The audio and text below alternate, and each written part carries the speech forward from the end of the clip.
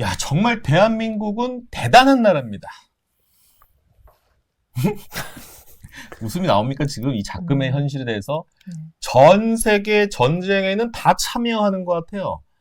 이 나라 저 나라 전쟁에 대한 리스크가 나올 때마다 대한민국은 안 끼는 데가 없어요. 안 끼는 데. 네? 최근에 자, 썸네일을 제가 이렇게 적었어요. 미친 거죠, 환율이. 환율 미쳤다. 그래서 오늘 주제는 이겁니다. 환율과 이거에 미치는 주식시장의 흐름. 특히 오늘 지금 저 끝에 187cm를 자랑하는 키 큰 김환 연구원. 이 이름만 들어보면 거의 환 전문가신데 원래 옛날에는 환율 전문가 아니었습니까? 예전에 했었죠. 예. 하지만 저보다 더 훌륭한 전문가가 나타나셔서. 그래요? 예. 권하민 아나운서, 권하민 연구원님을 오셔가지고 오늘 두 가지 주제를 잡을 겁니다. 환율의 흐름 예상과 그거는 이제 권하민 연구원께서 말씀해 주실 거고, 그 다음에 주식시장의 흐름. 자, 나스닥이 드디어 60일선이 깨졌어요.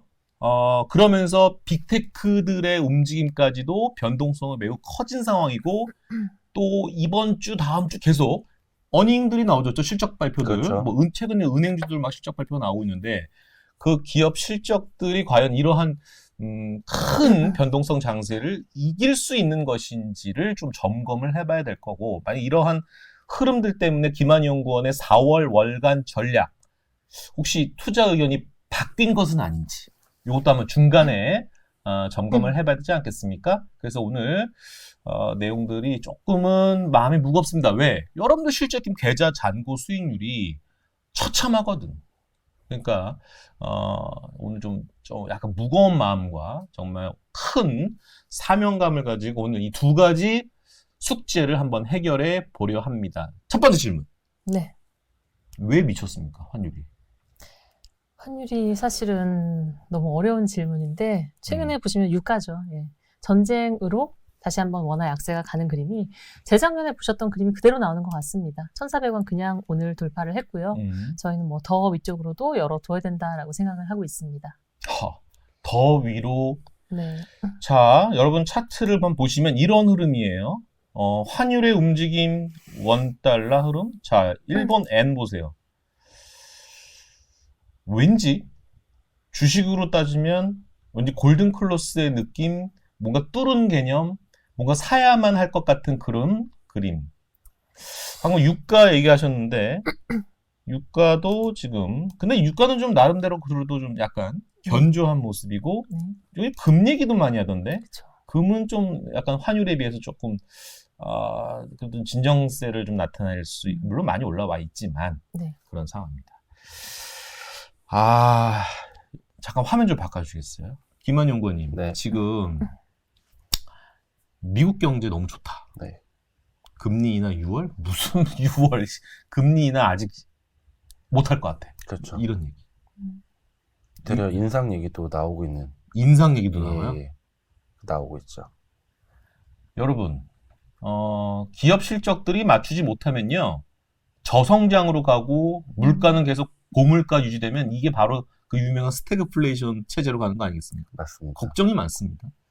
그래서 지금 해외 주식, 국내 주식 지금 하고 있는 우리 개미 군단들, 우리 투자자분들, 우리 고객님들 고민이 정말 많거든요.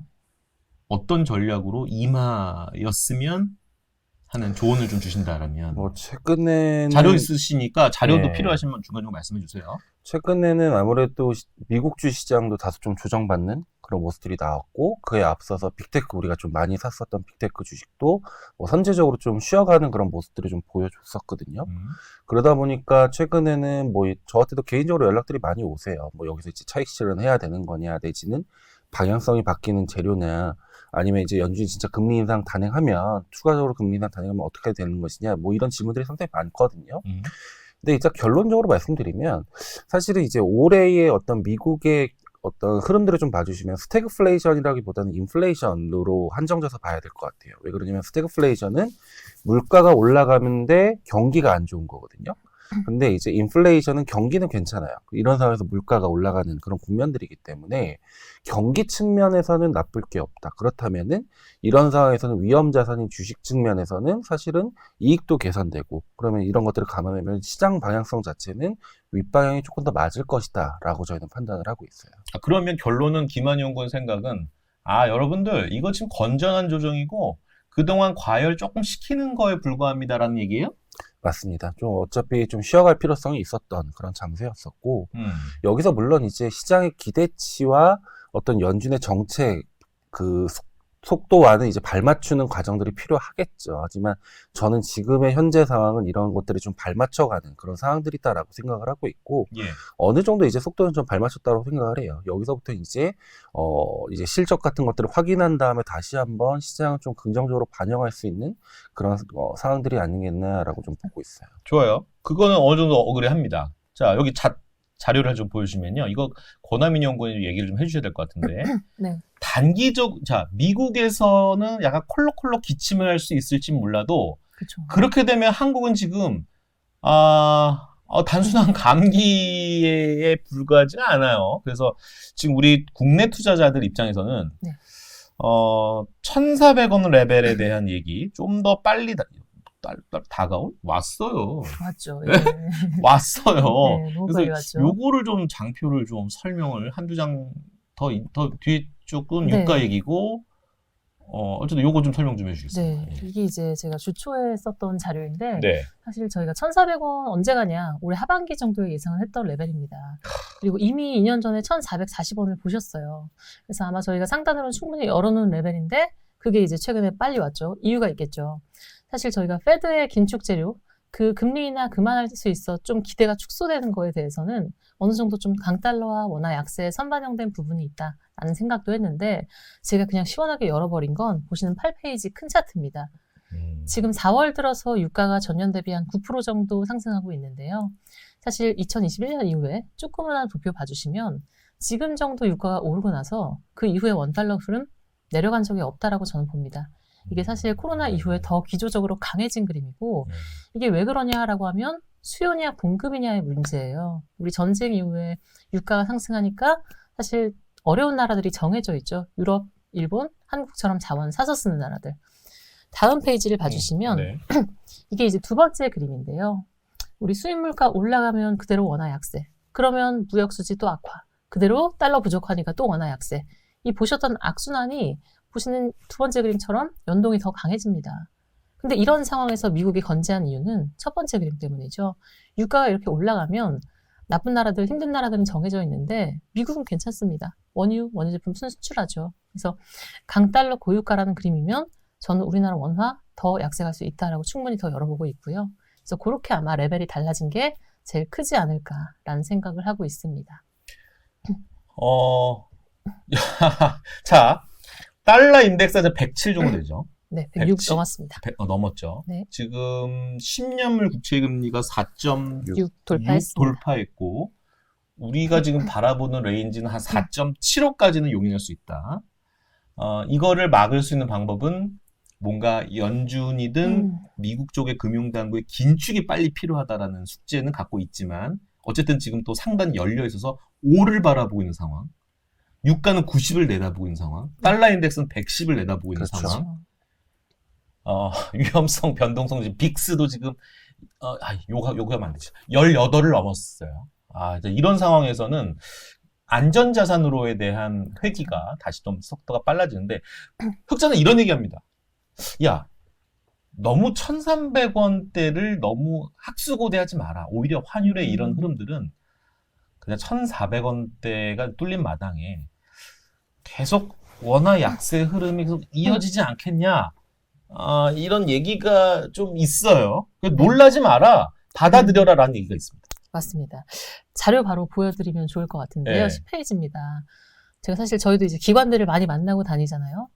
근데 1,200원대 뉴노멀 얘기하신 지도 얼마 안 돼요, 사실은. 근데 이제 1,300원대를 넘어서 1,400 숫자를 보는 거고 저희가 이제 어떤 얘기를 드리냐면 그냥 심플합니다. 지금 보시는 1,400원이요. 2년 전에 1,400원이 아니다라는 거고 그게 이제 보시는 10페이지 큰 도표죠. 이게 우리 재작년에 2022년 9월, 11월 당시 이제 원화 약세 원달러 고점이 1,440원이고요. 음. 작년에 보셨던 고점, 연고점이 1,360원입니다. 지금 다시 1,400 봤죠. 근데 뭐가 달라졌냐면 이게 이제 금통위 직후에 총재께서도 언급하신 내용인데 외국인의 해외 투자 늘어난 거 보세요. 지금 연한 하늘색 선입니다. 우리가 지금 테슬라 사는 거, 엔비디아 사는 거 다 들어있죠. 미국에 가서 공장 짓는 거 다 들어있습니다. 이게 무슨 얘기냐면 현물화 시장에서 그냥 달러 필요하다는 얘기입니다. 달러에 대한 니즈가 개인, 기업, 연기금, 보험사 계속 있어요. 그러면 그대로 사실 원달러의 밴드를 들어 올리는 것이고 상품이죠. 수요죠. 그러니까 지금 그래프 끄트머리 보시는 것처럼 거의 뭐 내국인 해외 투자 규모가 그때 대비해서 많이 늘어난 걸 보실 수가 있고 그럼 저는 환율의 밴드를 더 위로 열어둬야 되겠다라는 생각도 하고는 있습니다. 그리고 또 공교롭게도 4월에는 배당이 좀 들어옵니다. 맞습니다. 배당이 들어오기 때문에 우리가 사실 아미 씨 예전에 우리 그 달러 채권 관련돼서 얘기 한번 한 적이 네. 있었지 않습니까? 네, 그때가 1300 초반이었는데 네, 그분들은 조금 이제 조금 흐뭇한 미소도 좀 있을 그쵸. 수 있을 것 같긴 한데 환차익까지 생각해 보면 네. 그러면 새로운 레벨 레인지는 그러면 상단은 지금 어디로 보고 계십니까? 올해 자료에서 제가 제시한 상단은 1,440원이었고요. 1,440원. 재작년에 갔다 온 레벨 충분히 갈 수 있다라고 생각해서 상단을 그 정도로 정했습니다. 내 분위기를 보니 이제 올해 제가 조금 더 염려되는 건 지금도 뭐 이런 불확실성이 있지만 하반기엔 또 대선이 있습니다. 변동폭이 위아래로 더 커질 수 있기 때문에 아직까지는 조금 더 고민을 하고 있지만 더 올려볼 수도 있겠다라는 생각이 들고요. 아까 배당 이슈 말씀 주셨는데 예. 저희가 아마 유튜브 나와서 계속 비슷한 논조로 얘기를 드렸던 것 같아요. 짧게는 달러를 사실 기회가 있다. 근데 길게 보면 우리 결국 달러 가져가야 된다라는 말씀 드렸고요. 그게 이제 사실은 보시면 4월 이슈도 제가 11페이지에서 정리를 해놨지만 우리 4월마다 워낙 약세 아니었죠. 4월에 말씀하신 배당 지급 이슈가 있습니다. 당장 4월 19일에 삼성전자 배당 지급이 예정되어 있고요. 지금과 같은 분위기면 역송금, 즉 그들이 본국으로 회귀하려는 움직임이 더 강해질 수는 있죠. 근데 그래서 그럼 4월마다 워낙 약세였냐? 그렇지 않다라는 그림이 바로 두 번째 나오고요. 사실 제가 이런 국내 재료를 조금 더 중요하게 보지는 않아요. 왜냐하면 결국 지금 보시는 차트처럼 우리 원달러가 정말 변동폭이 위아래로 커지려면 지금 보시는 빨간색 음영 진한 구간입니다. 다 글로벌 이슈예요. 코로나 때 혹은 2023년 초반에 2월 우리 연저점 1220원 갈 때죠. 중국 리오프닝 기회 있을 때 위안화 강세와 연동돼서 그러니까 이런 그림으로 봐주시면 지금 08년 이후에 4월에 변동폭이 제일 컸던 적은 없다라고 저는 보고요. 그래서 아마 이런 대내 재료가 중요한 게 아니라 결국은 강달러와 위안화인데 지금 달러 강하고 위안화 약세죠. 여기서 원화가 고유로 혼자 독자적인 움직임을 보일 수는 없다라고 보고 있습니다. 김한용구님, 최근에 지금 이제 환율 얘기 좀 들어봤는데 좀 마음이 무거운 얘기가 하나 있습니다. 그러니까 글로벌 큰 자금을 운용하시는 쪽에서 이런 얘기합니다. 야, 중국 최근에 지표가 약간 또 이 눈높이가 낮아서 그런지 모르겠지만 컨센 상회라는 얘기가 계속 나옵니다. 중국에 대한 지표들이. 그래서 그동안에 바스켓이 비어있던 차이나를 좀 담고 한국은 좀 멀리하자. 그렇죠. 이런 얘기가 실제로 UBS 레포트 이번 주에 보니까 쭉 읽다 보니까 한국 좀 중립, 오히려 중국을 조금 긍정적으로 스탠스 변화에 대한 고을 제한 목격을 하는 한국이거든요. 이게 좀 맞아요? 글로벌 IB들이 확실히 중국에 대해서 조금은 긍정적으로 보기 시작하는 것 같아요. 그러면서 이제 한국뿐만이 아니라 작년까지 주가 날아갔었던 인도 주시장도 조금 쉬어가는 그런 모습들도 나타나게 되거든요. 그래서 실제적으로 이제 중국 쪽으로 자금이 조금씩은 들어가고 있는 게 맞는 것 같은데, 최근에 나왔었던 이제 중국의 1분기 GDP도 사실은 서프라이즈가 났거든요. 예상치 대비 좀 잘 나오는 그런 모습들이 나타나는데, 물론 그 숫자 자체가 뭐 정확하다 아니다 뭐 이런 논란들은 꾸준히 나올 수는 있어요. 하지만 저희가 거기까지는 좀 판단하기 좀 어려울 것 같고, 다만 여기서 이제 중요한 게 중국의 경기가 여기서 바닥 짚고 올라갈 거냐에 대한 생각들이 좀 필요한데, 뭐 결론적으로 올라가는 방향은 맞겠죠. 다만 여기서 이제 우리가 좀 봐야 되는 것들은 결국에는 중국의 물가가 좀 올라야 된다라고 좀 보고 있거든요. 음. 최근에도 이제 미국과 중국이 회담을 하면서 얘기가 나왔던 게 뭐냐면은 과잉 공급을 줄여야 된다라는 얘기들을 해요. 그러니까 결국에는 피해를 낮추는 정책들을 좀 멈춰야 될 필요성이 있는데 아직까지는 중국의 소비자 물가도 되게 약하고 생산자 물가는 여전히 빠지고 있거든요. 그러니까 디플레이션 국면들이 여전히 좀 유지가 되고 있기 때문에 전체적인 매출과 경기가 성장하기 위해선 피가 동반적으로 성장을 해야 되는데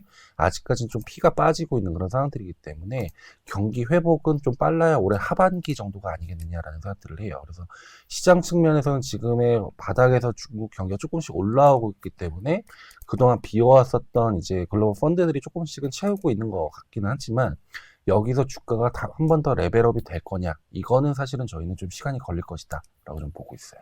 자, 뭐 김한용 의원이면 종목 담당하시는 분은 아니지만 차트 몇 개만 좀 보여드리고 좀 숙제를 좀 드리려고 합니다. 자, 이게 마이크론 테크놀로지죠. HBM의 또 새로운 신흥 강자로 지금 자리매김하고 있는 마이크론 테크놀로지. 역시 왕자는 엔비디아. 하지만 여전히 여기 천상세계에서 빨강 파랑 1위 1비하고 있지만 여전히 높은 자리에 서 있어요. 근데 이게 만약에 60일선까지 뭐 내려오고 뭐 이런 상황이 좀 발생을 하면 여전히 우리나라에서 그나마 좀 주가가 강건하게 지금 위치를 잡고 있는 어디 있을까요? 삼성전자 한번 보여드리죠. 이런 모습입니다. 이미 좀 지지 라인을 좀 깨져가지고 저 낮은 이평선까지 좀 지켜봐야 되는 거 아니냐라는 얘기가 있는데 어쨌든 뭐 국내 말고 해외 쪽에서 이 빅테크들의 신규 투자 전략과 기존 보유하신 분들에 대한 투자 전략 이건 약간 실전 매매에 대한 팁을 좀 주셔야 될 것 같거든요. 이게 약간 너무 긴 그림 말고 지금 당장 작금의 현실에 대해서는 어떻게 좀 조언을 해주시겠습니까? 저는 되려 최근에 이제 주가 조정이 되려 이제 추가적인 매수를 할 수 있는 기회가 아닐까라는 생각들을 해요. 왜 그러냐면 앞서도 이제 뭐 연준의 금리에 대한 추가 인상 얘기가 나온다라고 말씀드렸지만 사실 그런 것들은 현실적으로 쉽진 않다라는 생각들을 해요. 왜 그러냐면 일단 슬라이드를 좀 봐주셨으면 좋을 것 같은데 일단은 제일 왼쪽부터 봐주시면 유가 상승률이거든요. 배럴당 이제 유가가 70불일 때, 85불일 때, 100불일 때 이런 시나리오를 좀 가정해 봤을 때 지금 현재 레벨이 한 85불 정도 되거든요. 지금 현재 수준만 유지를 하더라도 사실은 2분기 동안에 유가 상승률은 좀 가장 많이 올라오는 그런 상황들이에요. 3분기 되면 조금은 안정은 될 테지만 그렇다면 이제 여기서 인플레이션에 대한 우려감들이 계속적으로 자극이 될 텐데 그나마 다행인 거는 연준의 어떤 파월 의장이 계속적으로 얘기를 하고 있는 슈퍼코어 물가 같은 것들은 아직까지는 좀 안정적인 흐름들이 좀 이어가고 있어요. 가운데 차트에서 봐주시는 것처럼 물가 둔화세 것들이 좀 이어지고 있고 최근에 고용 지표가 좀 서프라이즈가 나면서 이제 추가적으로 어떤 인플레를 자극할 수도 있지 않겠느냐라는 얘기들이 나오지만 사실은 제일 오른쪽 차트에서 봐주시는 것처럼 시간당 임금은 좀 둔화 압력들이 좀 높아지고 있는 상황들인 것 같아요. 그렇기 때문에 저희는 결과론적으로 물가 상승률 자체는 둔화된다라고 봐요. 그래서 연준이 어떤 추가적으로 금리 인상을 단행한다라기보다는 여기서는 이제 금리 인하로 가되 그 속도가 좀 점진적일 것이다라는 생각들을 하고 있거든요. 그렇기 때문에 이런 점을 좀 거꾸로 생각해 보면 시장 금리 자체는 계속적으로 좀 높은 수준들을 유지할 가능성들이 높아요. 아무래도 4% 위에가 되겠죠. 그럼 이제 지난해 연말 하반기와 조금 비슷한 흐름들이 좀 나타날 거다라고 봐요. 그러면 이제 높은 금리 수준에서 좀 버틸 수 있는 애들, 고금리 상황에서 좀 버틸 수 있는 애들은 아무래도 퀄리티 업종이 될 거고요. 그리고 퀄리티 업종은 대표적으로 우리가 잘 알고 있는 빅테크 업종이 될 거거든요. 예. 그리고 이런 상황에서 미국에서 신성장 산업이 뭐겠냐를 생각해보면 여전히 AI와 관련된 하드웨어, 소프트웨어, 요게 대다수인 것 같아요. 네. 그렇기 때문에 이런 측면들을 좀 감안해보면 여전히 이제 빅테크와 관련된 업종들은 실적은 괜찮게 나올 거고 주가도 상대적으로 잘 버텨줄 것 같다라는 생각들을 해본다면 사실은 지금 주가가 좀 쉬어갈 때에 추가적인 매수 기회로서 좀 삼을 필요가 좀 있겠다라는 생각들을 합니다. 예, 반드시 그 말씀에 책임질 수 있어요. 책임이죠. 여기 궁금한 게 있는데 인플레이션 첫 번째 제목 있잖아요. 재 띄고 자극 맞아요? 못하네요. 못하죠? 네. 이렇게 예리합니다, 저. 맞습니다. 예리합니다. 이게 김한영 말씀대로 참 돼야 되는데 일단 결론은 이거네요. 10년물 국채금리도 좀 오버슈팅이고 최근에 뭐 전쟁 발발 리스크로 인한 여러 가지 좀 걱정 아닌 걱정들도 좀 오보고 다시 또 정상적인 흐름으로 돌아올 거다? 이렇게 또 보고는 싶은데 찜찜한 거지 지금 주식 투자하시는 분들이. 또 권하민 연구원 또 한일 얘기 들어보면 국내 투자자 입장에서는 불안하고 그 기승전 결국 다시 미국 주식으로 가야 되겠다라는 것도 있고 사실 이런 얘기 좀 하기 좀 민감한 사항이긴 하지만 우리 국내 투자자도 금투세 지금 되게 예민하거든. 그렇죠. 그러니까 금투세가 얘기 나오니까 주식만 해당되는 게 아니라 채권까지도 채권 투자하시는 분들에게 영향도 미치다 보니까 이 국내 투자자들이 지금 정신이 몽롱합니다. 좀 매크로적인 상황도 좀 안 좋고 그러다 보니까 상당히 힘든 구간에 있는 건데 뭐 할 말씀 있는 것 같은데 침을 마시다 걱정돼서 그렇습니다. 그런 거예요? 우리나라 생각 잠깐 했습니다. 네. 이제 오늘 이제 어느 정도 소결은 냈는데 다음 편에 여러분들 그 빅테크 쪽에서 지금 매일 열심히 공부하시는 임지용 연구원이 오셔가지고 저랑 또 빅테크 아주 종목 중심으로 얘기를 할 거거든요. 그 다음 편에 여러분 보실 수 있을 것 같은데 아마 다음 주 화요일 날 12시에 보실 수 있을 것 같거든요. 여기서 또 종목에 대한 실전 투자 전략을 아마 세세하게 여러분들 짜시면 될 것 같은데 자 어쨌든 뭐 결론은 그거네요. 환율에 대해서는 너무 놀라운 숫자가 아니다. 1400이라는 거. 네. 그 말은 좀 불편합니다만 김한영 고님은 어느 정도는 좀 가열된 부분이 없잖아 있었기 때문에 조금 가라앉을 필요는 있으나 오히려 이것을 매수 기회로 그렇죠. 여겨야 한다라는 네, 건데 하나 더 팁 좀 주실 게 뭐냐면 대륙적인 측면의 포트폴리오 조정을 좀 하시려는 분들이 계세요. 제가 차트 하나 좀 보여드리고 싶은 게 뭐냐면 이게 인도입니다. 네. 최근에 김한영 고님 말씀하신 조금 좀 정체기에 있는 거 아니냐라고 하지만 멀봉 보여드릴까요? 놀라지 마세요. 이겁니다. 대단하죠. 대단한 나라입니다, 인도. 한 2030년, 2040년 세계 경제 강국의 순위를 보면 인도 거의 탑3 안에 듭니다. 탑5 안에 드는 나라가 인도네시아입니다. 두 가지 이유죠. 인구와 자원. 네. 어마어마하게 지금 이제 약간 선구자적인 측면에서 매달 이거 적립식으로 하시는 분들이 계세요. 인도와 인도네시아. 너무 흔들리지 마라. 이런. 한국이 좀 불안한데 역시 오늘은 우리 화목한 런치스탁이 여전히 그래도 국내 투자하시는 비중이 많으신 분들이 있기 때문에 오늘은 계속 제가 시각 자체를 그럼에도 불구하고 한국에서는 어떻게 투자 전략을 짜야 되나 이런 고민이 있습니다. 최근에 밸류 프로그램 또 빠그라졌죠. 맞아요. 물론 최근에 자동차는 환율 때문에 그런지 모르겠지만 선방은 하고 있거든요. 그러면 마지막 권하민 연구원에게 질문은 새로운 기침하세요. 여기 이 화목한 런치스탁은 시원하게 기침을 할 수 있는 방송입니다. 죄송합니다. 네. 그래서 목이 네. 괜찮아요. 이런 새로운 레벨 레인지에 있는 환율이라고 한다면 네. 결국 환율, 고환율 수혜주 이런 전략으로 짜야 하는 건 맞는지에 대한 궁금증도 있습니다. 저희는 일단 해외 투자 말씀을 드리고 있고 환율 해치 말고 환 오픈 말씀드리고 있습니다. 그리고 사실 단기적으로 가격 보시면 사실 최근에 엔화에 대해서 말씀을 많이 드려왔는데 일단 어쨌거나 돌아가는 상황이 미국 중심이죠. 미국 경제 지표 혼자 좋고 미국 성장률 혼자 올라가니까 중장기 달러 포션을 늘리는 게 맞다라는 생각을 하고 있습니다. 그리고 우리나라 아시는 내용처럼 뭐 연준이 금리 인하하잖아. 수출 올라오겠지. 그럼에도 불구하고 환율의 낙폭이 제한적일 수밖에 없다라는 점만 알고 계셔도 사실은 조금 중장기 투자 계획 수립에 도움이 되지 않을까라는 생각을 하고요. 밴드의 우상향을 제가 계속 말씀을 드리는 것 같아요. 이제 우리나라가 바깥에 투자하는 게 더 많아졌기 때문에요. 그런 시각으로 아마 국내 투자 그리고 해외 투자를 생각하시면 어떨까 뭐 이런 생각도 하고 있습니다. 예, 한두 가지의 근거 가지고 설명이 안 되는 그 환율 상당히 좀 어려운 그 섹터를 담당하고 계시는 권하민 연구원님의 또 얘기 한번 들어봤고요.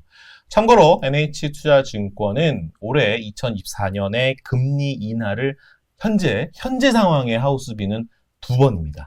금리 인하는 2번이고 몇 월에 하냐? 7월과 12월에 한 번 이런 식으로 2번을 지금 하우스비 맞죠? 네. 현재 상황은 이렇죠. 뭐 뷰가 언제든지 바뀔 수는 있는 거기 때문에 뭐 점도표도 확인해야 되겠지만 어쨌든 우리가 4월 이제 중순을 넘어서는 이 마당에 또 5월입니다. 5월에 가장 제가 정말 듣기 싫은 그 속담 있지 않습니까? Set in May.